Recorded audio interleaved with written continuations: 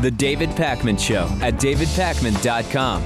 Welcome to the David Pakman Show. Hi to everyone who's watching live on our YouTube stream, which is up Monday through Thursday, 2 p.m. Eastern, 11 a.m. Pacific, including everybody coming over from the We Survive Bush, You Will Survive Obama Facebook page, and the very long but very fascinating, I love it when I wake up in the morning and Barack Obama is president Facebook page. Have you been over to either or both of those at this point? Yeah, of course. A lot of good stuff on there. Yeah. Very good.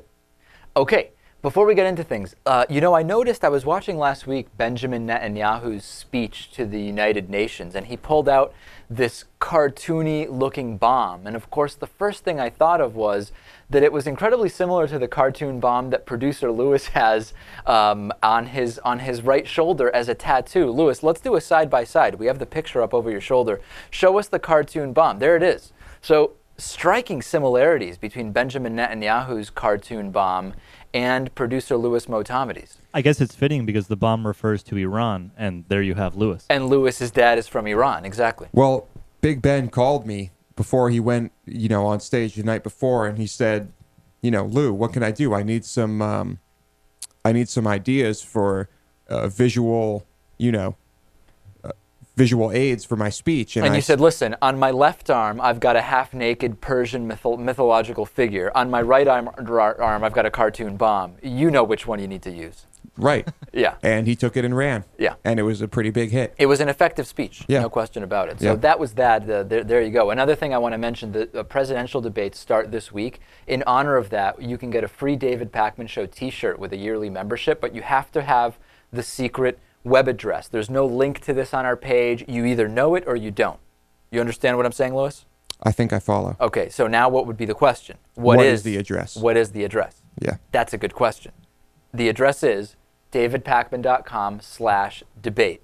That's not going to be published anywhere. There's no links to click.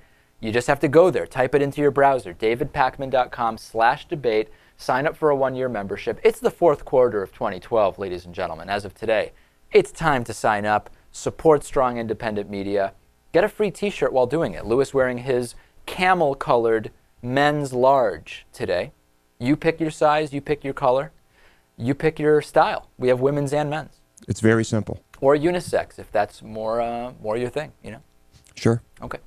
Republican voter fraud has now been confirmed. We know that it's the Republicans who are saying we need to have all sorts of voter ID laws because it's those on the left who are committing the voter fraud. Well, it turns out it's not the case. The Republican Party has hired a fraudulent voter registration company to destroy the voter registrations of Democrats. This is unbelievable. The name of the company is Strategic Allied Consulting, okay?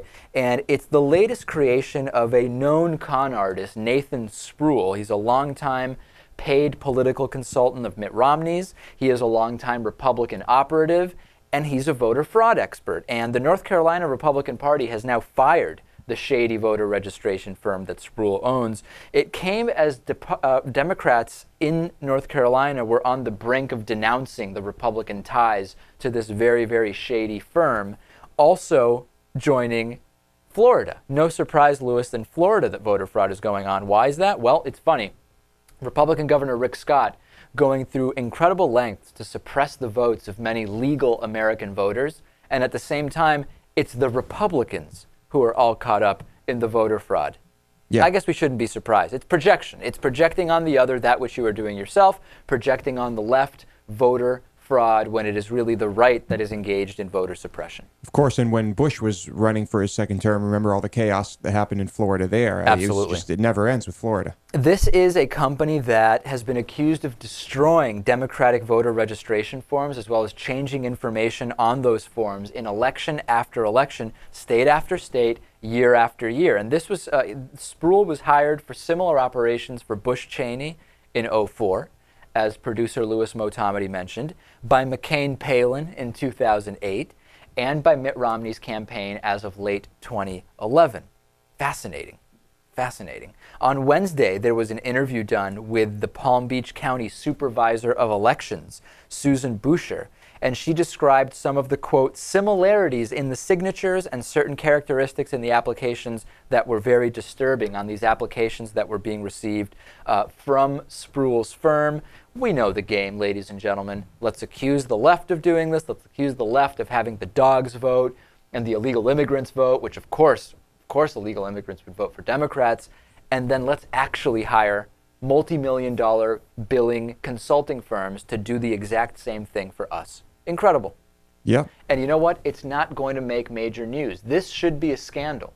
This should be all across the board. I mean, remember what happened when Pennsylvania House Republican Mike Turzai spoke about voter ID? If you don't remember what he said, this is what he said. Take a listen to this, Lewis. Voter ID, which is going to allow Governor Romney to win the state of Pennsylvania. Done. That's right. It's no secret. It's no secret, even though we hear from the right constantly that it's the left, that you need voter ID because all these people are going to show up and vote for, they're other people, they're not citizens, they're voting for dead people.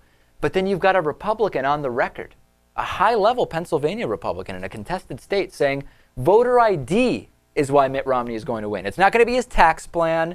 It's not going to be his... It has nothing to do with his policies. It has nothing to do with his policy. It's just voter ID, which is code for voter suppression. They're on the record, ladies and gentlemen. We shouldn't be surprised. Nope. And now this is what we're seeing. You've got to know about this stuff.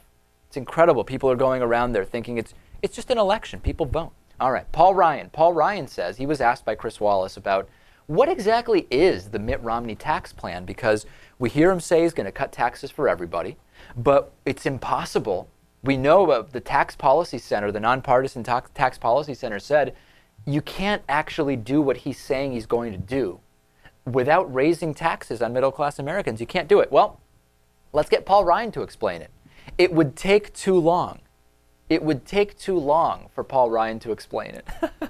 Here's what he had to say to Chris Wallace on Fox News. Let me just You haven't given me the math. No, but well, I don't have it would take me too long to go through all of the math, but let me say it this way. You can lower tax rates by 20% across the board by closing loopholes and still have preferences for the middle class for things like charitable deductions, for home purchases, for health care. I think I figured out what's going on. I think if you listen to those words, let me go back to one specific sentence. Let me listen to this again, Lewis, to make sure my analysis will be on track. Hold on. Preferences for the middle class. Oh, no, you know what? I went past it. Here we go. Let's try it one more time. By closing loopholes and still have preferences for the middle class. That's the word. For things like... That's the word. This is a semantic game that he's playing. You can still have preferences for the middle class. So really, if you develop a system where taxes do go up for some people in the middle class, and the benefits are disproportionately skewed towards others, as long as you can maintain some preferences for the middle class, which means what? You can find one or two specific deductions or things to point to that do give preference to the middle class. He's technically not lying, but it's weasel language, ladies and gentlemen. We know this stuff. So what does he mean when he's saying you can still cut taxes 20% across the board? Yeah, I don't know what he means. That he hasn't presented. Right. We have not seen that data. Because I'm guessing that means something like 20%, depending on where you allocate it. Like, okay, maybe 18% goes to the highest income bracket. Maybe that would be it. In other words, you're making a total tax cut of 20% on the top marginal rate for whatever, and 19.5% of that is, of course, allocated to the very rich. That's the thing. It could mean anything. We don't know. And the it's too complicated defense, I don't think is going to really work for Paul Ryan and Mitt Romney as we get into these debates. At least I hope the questions asked are going to be pointed enough that you can't get away with it's too complicated. It would take too much time to answer. That's BS. We've got to get past that. And if you've ever seen a presidential debate, we all know that those questions will not be pointed enough. Probably not. I'm hoping, though. I'm hoping. Yeah, we'll keep our fingers crossed. The conservatives are now stooping to slut-shaming President Obama's deceased mother. The most surprising thing about this is that it took this long to happen. It really is. There's so many of these frustrated Obama obsessives. They can't believe the whole country doesn't realize Obama is Muslim and Indonesian and Native American and an anarchist, socialist, communist, British, whatever, that now they are moving on to pointing out that President Obama's deceased mother is a slut, and that's why you shouldn't vote for the president. Michelle Goldberg is reporting for the Daily Beast, and this is really incredible, that there's this new round of rumor mongering about President Obama's origins, and there's two sources for it. One of them we've already discussed on this show, and that's Dinesh D'Souza's best-selling book, Obama's America. And then there's also the pseudo-documentary Dreams from My Real Father, which is being mailed out in huge numbers to voters in swing states. Dreams from My Real Father peddles this conspiracy theory that's so convoluted that it actually makes traditional birthers seem like they have a pretty straightforward argument, because this one is actually getting so absurd. What goes on is the director Joel Gilbert argues, and follow the logic. Obama's real father is Frank Marshall Davis, the labor activist and poet. And then Davis took bondage photos of Obama's mother, Stanley Ann Dunham, that he then sold to nudie magazines. Okay, so of course the questionable photos are displayed in the documentary, and there's a short clip which is very easy for any 2-bit birther blog to embed. Gilbert claims to have mailed out millions of copies of this to voters in Ohio, and it's quite possible that he does have anonymous donors tied in to the Romney campaign, because it's Citizens United, Lewis. Right. Money is speech. Corporations are people. You don't have to disclose that stuff. Yeah. So it's very possible that the Romney campaign and/or donors are directly involved. And D'Souza, on the other hand, is a little bit less conspiracy-minded. He says basically that Dunham neglected her son, President Obama, so she could sleep around in Indonesia, painting her as a sexual predator and pretending to be amazed that she was actually able to find so many sexual partners, given that she was a heavy woman, although certainly in this picture doesn't appear to be a heavy woman. Interesting.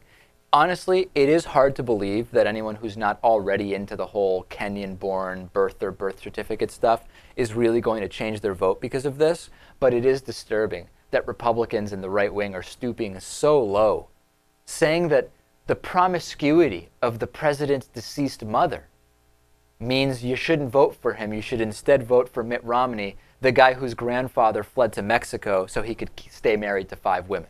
That makes sense.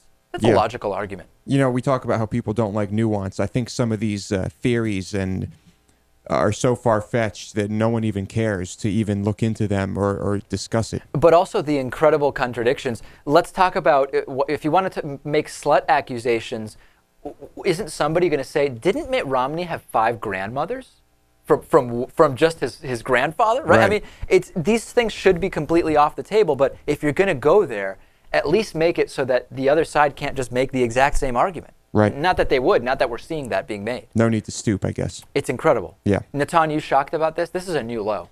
You know, separately from the issue at hand, I just find it incredible that given that Obama's up for re-election, people are using like a biographical argument as if he hasn't been vetted yet. Right, he's already the president. Exactly. We've already been through this. It's unlikely, unless something comes out that he's committed a horrible crime that no one knew about. You know, I think he's already been vetted. Yep, pretty much. And it's also pretty clear that he's going to win, regardless of all this chaos. Lewis confident. We need people to vote, Lewis. People will vote. Very good. People will Just vote. not you. Not Lewis, but other people. Not you, of course. Sure. Okay, it's Monday. Time for my book recommendation. Every Monday, I recommend a book I've read, usually fiction. It's made possible in part by A Fashion of Bastards, the best-selling satirical forecast of American foreign politics, American politics circa 2015, Lewis. That's not even that far ahead at this point. No. It's by Joanna Louise Johnson, available on Amazon.com. Okay, today's recommendation is Thomas Pynchon's Inherent Vice. Now, this is very different than other Pynchon books that are out there, including Vineland, including a number of others. This one, I think this is still his newest book. I read it a couple months ago. Fantastic. This is one of those, it's not really a drug Philip K. Dick type story, but it does certainly have some kind of slight stoner aspect to it, but it's done in a kind of different way. Doc Sportello is one of the main character, really, and it involves a plot to kidnap a billionaire. It involves a number of different things, and it's written, as we're accustomed to, Lewis, Thomas Pynchon, fantastic writer. And interestingly, I don't know how much you know about Pynchon, but very little is known about him. Known that he was in the Navy at some point. It's not clear. Even potentially what his actual name is. It's not clear where he lives. It's kind of just an interesting whole aura around his writing. And this is kind of a very different book than what we're used to from him. So I strongly recommend Inherent Vice by Thomas Pynchon. Lewis, evaluate my recommendation, please. I'm intrigued. You did a good job. Natan, what do you think? Yeah, I haven't read anything by Pynchon, but I've always been interested in doing so. All right. Not only will you get access to the Producer Lewis hosted and produced bonus show as a David Pakman Show member, if you go to davidpakman.com/debate this week, you will get a free t-shirt with a yearly membership as well. Let's take a break. davidpakman.com/debate. Michael Dukakis is on today's show. That's big stuff. Stay tuned.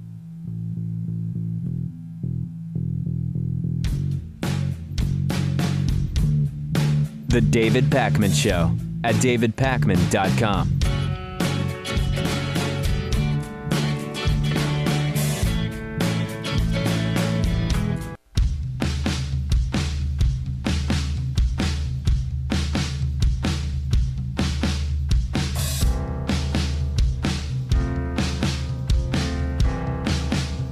Welcome back to the David Pakman Show. Welcome back to the show. Let's say hello to a new David Pakman Show member of the day, made possible in part by liberalbias.com. Liberal bias is everywhere, Lewis. As you know, it's in polls, it's in statistics, it's in facts of all kinds. You've got to be sure you're educated about all the ways facts are liberally biased. Go to liberalbias.com to find out more. Today's new member of the day, Timothy Scholes. Timothy Scholes is an incredible guy. And the number one reason I can speak to that is only incredible people would sign up and be David Pakman Show members, don't you think? Very flattering, yeah. Yeah, that's good. Okay. But what does that make us? We're producing it. Yeah, well, you've got 3 million memberships, so I mean, that just speaks volumes really about your character. I'm like a god. It's kind of, yeah. If, of course, for people who believe gods exist in the kind of tangible form that Lewis could be one, then yeah. All right. Very good. Timothy Scholes, thanks to Timothy and to everybody else who has signed up in the last month. September, an excellent month for new memberships, and we want to keep it going. And in order to do that, through this week, because of the debates that are starting, davidpakman.com/debate, you go there, you get a 1-year membership, we'll send you a free t-shirt, like the one Lewis is wearing, or one that's cleaner, probably one that's new, your choice of color and size. It's a great gift. Are you implying that I don't take care of my clothing? Well, we know sometimes after wearing it, you take it off and just leave it in the studio and put a different shirt on, and it can linger here for a while. Please. Okay, this is interesting. I got this voicemail over the weekend that was left on the answering machine of the Wake County Democratic Party of Raleigh, North Carolina.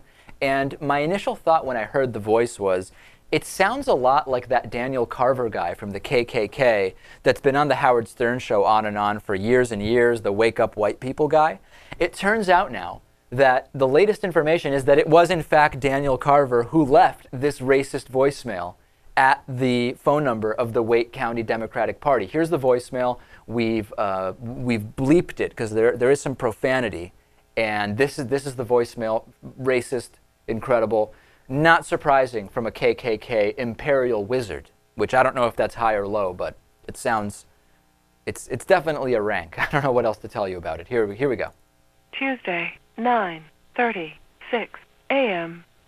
The great American Democrat Party is Satan, made up of homosexuals, lesbians, niggers who commit 78.3% of the crimes in America and are responsible for draining our social programs. Go to any family and children's services anywhere in the country, you'll find enough niggers in line to make a Tarzan movie. Tax and spend it on me, bastards. Unborn baby killers, anti-God people, transvestites, socialists, welfare queens, food stamp junkies, and the latest two to the Democrat dog eater party would be your illegal wetback sons of bitch from Mexico who broke into our country in the middle of the night. Also the liars of the news media, all doomed. If this offends you, this message offends you, you will be greatly offended when you get to hell. To save this message. There we go. So Daniel Carver inadvertently making the point that just about anybody is probably going to be eventually, if they vote for the right person that serves their interests, on the side of Obama, right? I mean, he's talking about, in racist terms, he's talking about black people, he's talking about Hispanic people, he's talking about people who aren't rich, right? I mean, he's really hitting all of the groups that would have to be out of their mind to vote for the Republican Party, which will not support them in any way, which does not provide any kind of real plan or policy that suggests that situation is going to improve for this country. He's in an incredibly racist, homophobic, bigoted way. He's basically conceding that Obama's going to win the election. He's basically conceding that if people vote for the right person, Obama's going to run away with this thing. Yep. There's no question about it. Brilliant. Welfare queens, which of course it's kind of a tired, old, stupid statement, but if he's referring to women who have actual self-awareness and some self-actualization about their lives, then yeah, women should also be voting for in this particular election for President Obama. An incredibly racist and ignorant voicemail, but an incredibly deep and resounding analysis of who should be voting where, don't you think, Natan?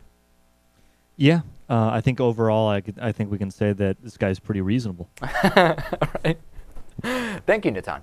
Todd Aiken, remember when he said that in a case of legitimate rape, the body has a way of just shutting that whole thing down? Every time I say it, it sounds more and more ridiculous. Right. Now, Todd Aiken, Missouri Senate candidate on the Republican side against incumbent Democrat Claire McCaskill, is saying he's opposed to the Lilly Ledbetter Fair Pay Act. Why is he opposed to it? This is why. Take a listen to this video. Yes, sir. You voted against the Lilly Ledbetter Fair Pay Act. I think everybody knows that. Why do you think it is okay for a woman to be paid less for doing the same work as a man? Well, first of all, the premise of your question is that I'm making that particular distinction. I believe in free enterprise. I don't think the government should be telling people what you pay and what you don't pay. I think it's about freedom. If somebody wants to hire somebody and they agree on a salary, that's fine, however it wants to work. And so the government sticking its nose into all kinds of things has got. So let's analyze this idea, right? I guess we should eliminate minimum wage, too. Well, he would advocate for that. It's fascinating because he's saying, you know, I just don't want the government saying people should be paid more or less.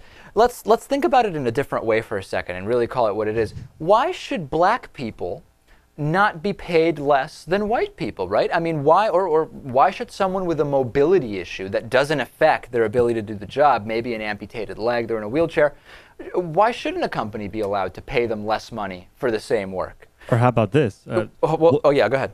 I was just going to say, how about this? Let's not tell restaurant owners whether they can keep certain races of people out of the restaurant. Let's not dictate to them what they can do. That's exactly right. It's not specifically that and then Todd Aiken would say, listen, it's not specifically that I want black people or disabled people to make less. It's that I believe in free enterprise, and I believe if businesses want to have a policy of paying black people less, they should be able to. And you know what? Let's take it a step further. Natan's point. If you're a business that sells products, why not charge black people more? Or why not charge women more for that exact same product? It's just free enterprise, and the market will kind of just sort its way out. Todd Aiken's starting to sound a bit like Ron Paul. Well, the freedom, right? Exactly. Yeah. He also went on to say that Claire McCaskill isn't ladylike. That's, I mean, this guy is just going down the complete wrong path. Very, very sad. So there's Todd Aiken's latest for you. Maybe not as outwardly shocking as the legitimate rape comment, but upon just a cursory analysis, just as ridiculous. Just as ridiculous. Yeah. Another story before we take a break. A man who was afraid of Obama winning the election decided to kill his entire family and then himself. It's this man pictured here, Albert Peterson, who just after going to church, shot his wife and 2 sons before turning the gun on himself. Now, according to a source close to the family, he, quote, just did not want his kids inheriting this mess. The neighbor also said, Maggie L. is the neighbor. Sometimes we thought he might take his own life when he was so depressed. We never thought he would take Kathy's, his wife. He does have a history of mental illness. He had the loss of a dear uncle, which was also affecting his depression, and he had a growing fear of President Obama winning a second term, which was taking a toll on his mind. He is a wealthy defense contractor. You know, it's hard to imagine a Republican weapons dealer with a delusional paranoia. Imagine that, Lewis. I mean, it does sound like there's mental illness here. It does. And you know what? If you're paranoid, you've got to stay away from Fox News because the fear-mongering is just going to explode that paranoia. Yeah.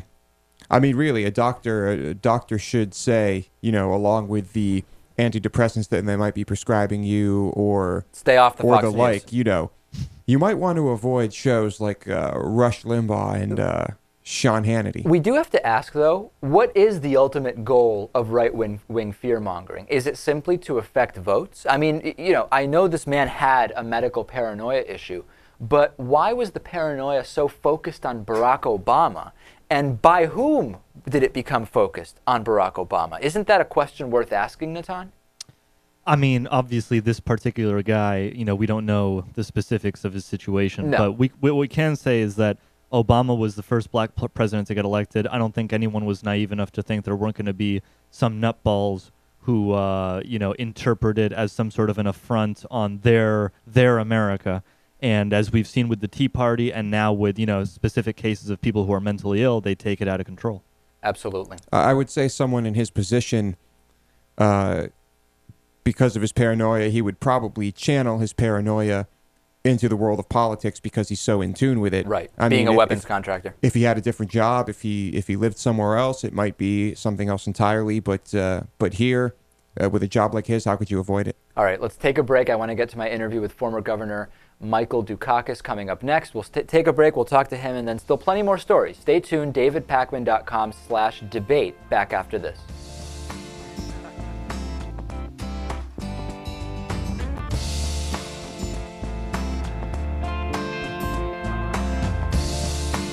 The David Pakman Show at DavidPakman.com.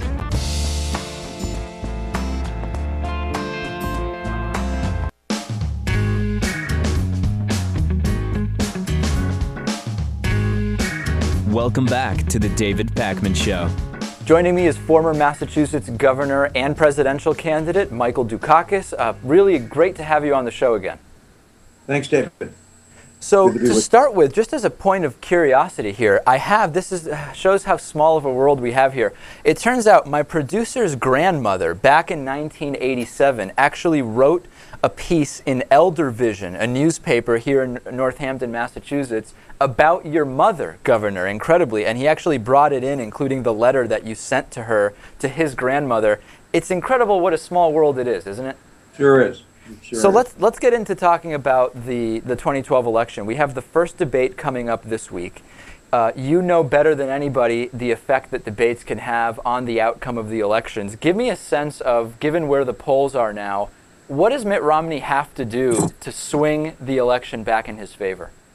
Well, that's hard to say. I'm not sure that debates have all that much effect.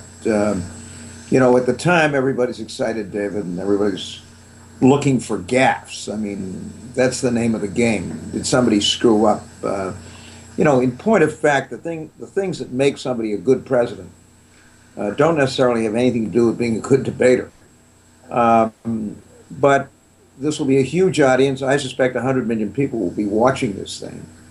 So if you're a candidate, you got to try to make sure that you're doing the best you possibly can. I think Romney's problem, and look, by no means is this race over. This is a tough competitive race. Anytime you have a soft economy, the incumbent is going to have to struggle. But there seems to be with Romney a kind of disconnect between him and an awful lot of Americans. And I'm not quite sure why that is, but we saw him in action here, and there was a lot of the same, call it what you will, disconnect, distance between him and people generally that we saw here. I mean, there's a reason he's 30 points behind Obama in Massachusetts. That continues to be the case.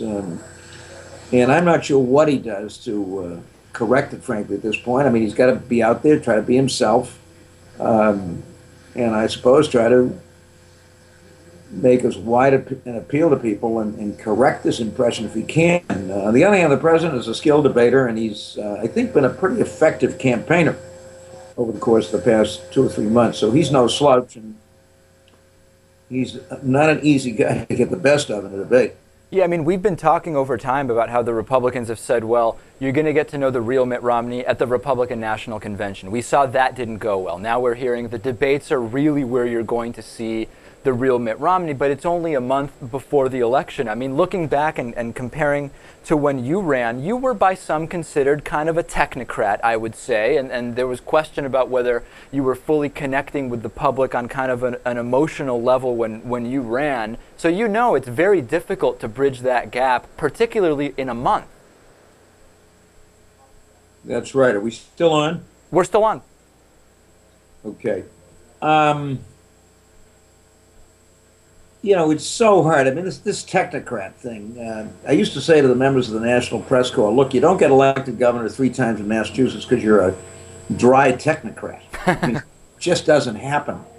But trying to give people a good sense of who you are through the national media is not easy. The guy who does that best, obviously, by a mile or two, is Bill Clinton. The speech that he delivered, for example, or for that matter, his performances during the debates when he was running, were classics. I mean, this is a guy that can speak conversationally to 10 million people. I don't know how he does it, but very few of us have what he has.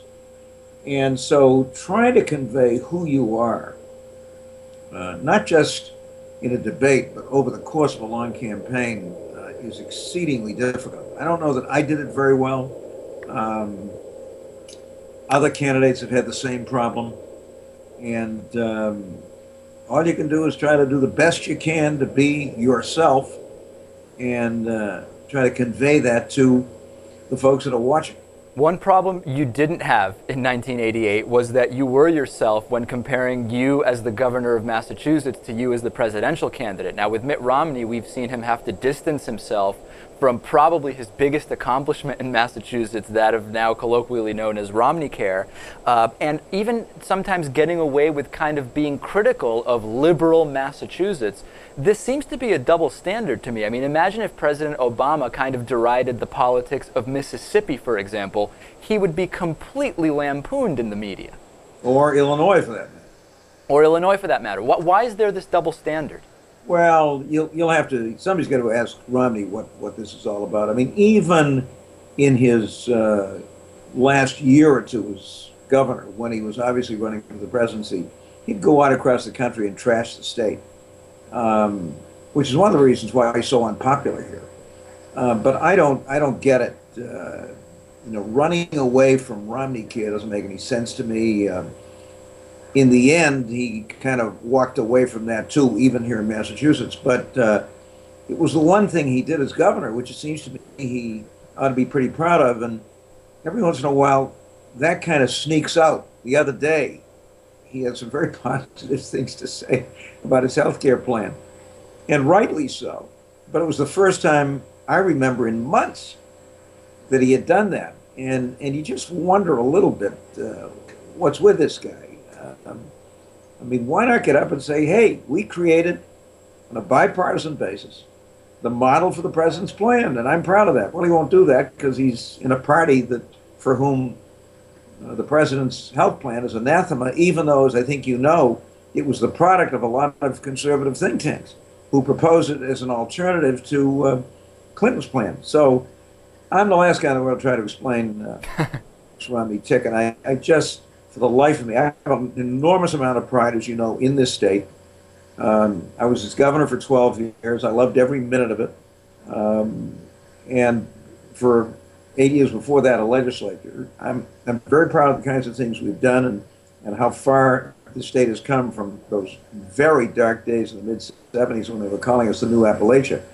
And Romney just doesn't seem to have that. In fact, he's left us in a way. I mean, he's taken up residence in New Hampshire or something. So it's another part of his personality which I just don't understand. I want to touch a little bit on race and the racial undertones of this campaign, and of course we've seen this movement to question President Obama's place of birth and citizenship. You had some inkling of the racially motivated nature of Republican campaigning. I mean, we know the Willie Horton ads of 1988. How do you look at this official Republican campaign, but also the unofficial stuff, the birthers and all of this sidebar that's going on to bring down President Obama, it's very, very telling how much racism is now okay that the president is African American. I don't think whatever is going on out there represents official Republican policy, and I don't think the leaders of the Republican Party buy into this. I mean, there are some folks out there, sadly, for whom race is still an issue. On the other hand, I think a lot of Obama's appeal is that he is an African American, that he is the first, that a lot of us are very proud of that.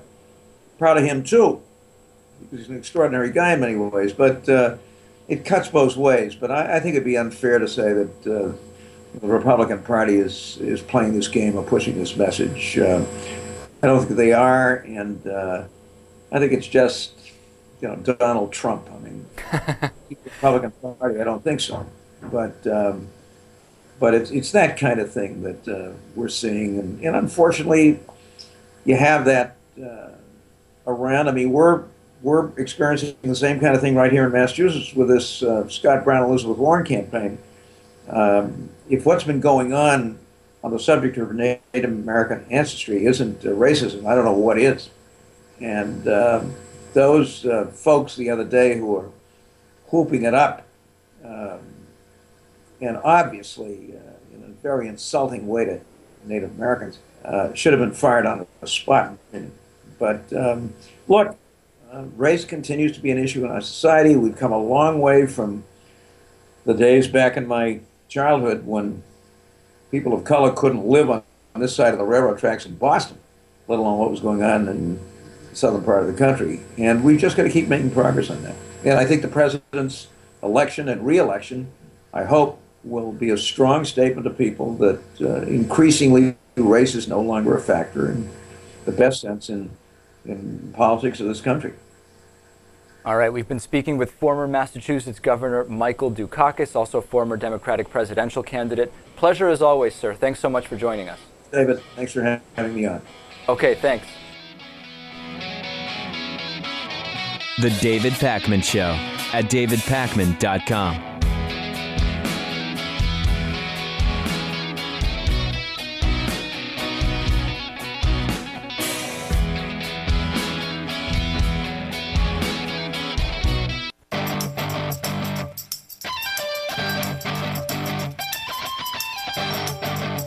The David Pakman Show at davidpakman.com.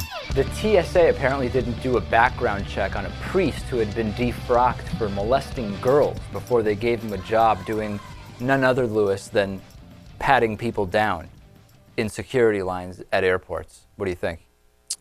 Do they do background checks on anybody? Well, they did at one point. This is actually interesting. He was hired in the rush of a need for agents after the 9/11 attacks, okay? And this was Thomas Harkin, 65 years old, as reported that TSA has confirmed that he had been forced out of the priesthood over allegations that he had sexually abused 2 grade school girls. The TSA took no action because they say, quote, "An allegation alone does not warrant dismissal or automatically disqualify applicants from employment from the TSA."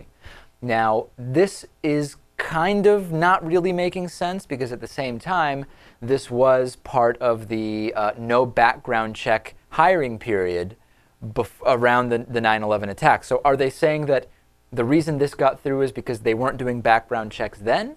Or that the reason he got through is even if they had done a background check, allegations of sexual misconduct would not disqualify someone? It's not really clear. Yeah, it was just an allegation, so tough to say, but... Now, the interesting thing is, why weren't there actual charges or a prosecution? Well, we know why, because there was a church settlement of $195,000 as a civil lawsuit, which of course makes it so that it's kind of hush money. The priest never actually gets prosecuted. He ends up patting down kids for the TSA. Yeah, and the parents let someone do this again for a large sum of money. Basically, that's exactly what's going on. Pretty incredible. It's amazing. He's forced out of the priesthood. The church fires him. Someone with authority decides he's done something so heinous he can't be associated with a group that is widely known for covering up and tacitly endorsing this type of thing. He's not turned over to authorities. and then he gets hired by the TSA to pat kids down. It's amazing. Pretty disturbing. All right, quick story. Caterina Migliorini, 20 years old, is auctioning off her virginity to help poor people. This is a 20-year-old Brazilian student. She's offering her virginity to the highest bidder to raise money to build homes for poor people in Santa Catarina, Brazil. Migliorini insists she's not a prostitute. The bids are up to $155,000.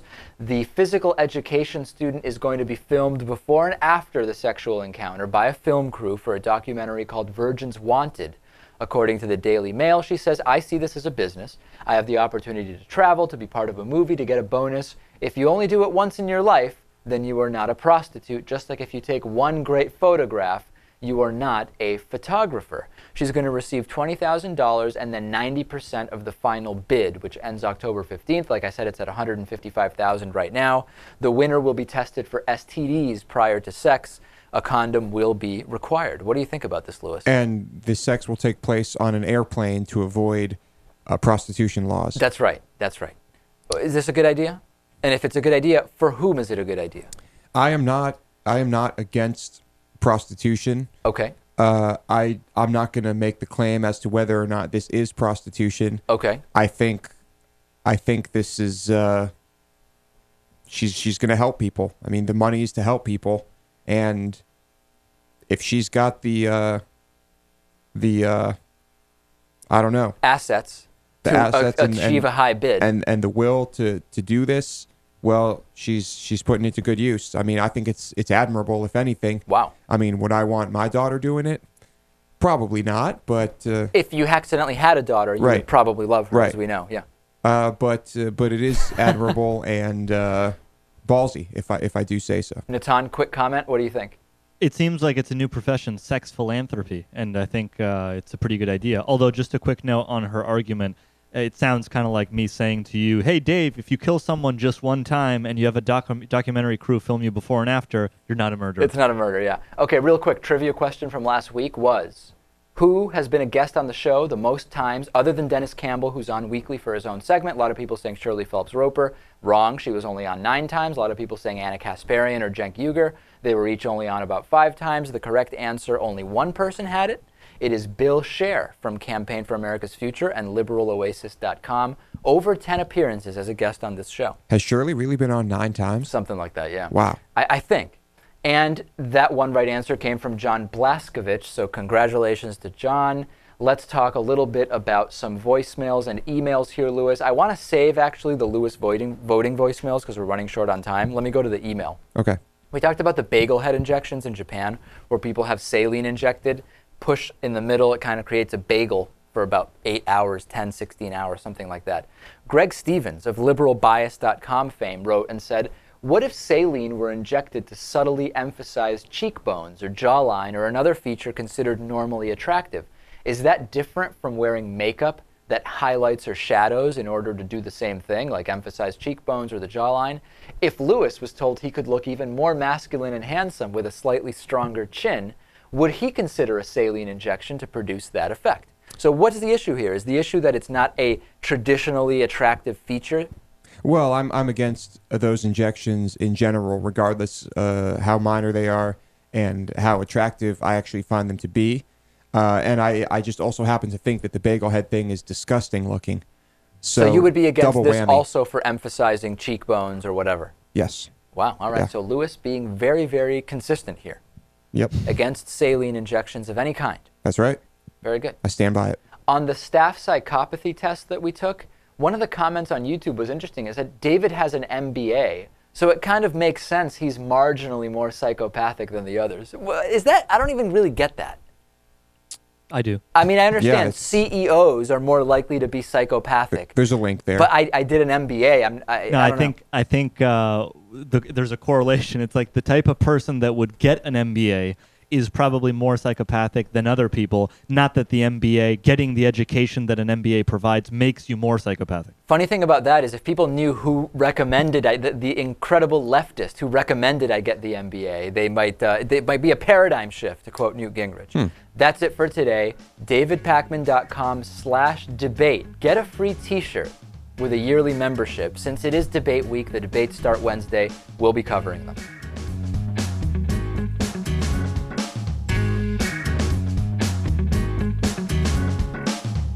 The David Pakman Show at davidpakman.com.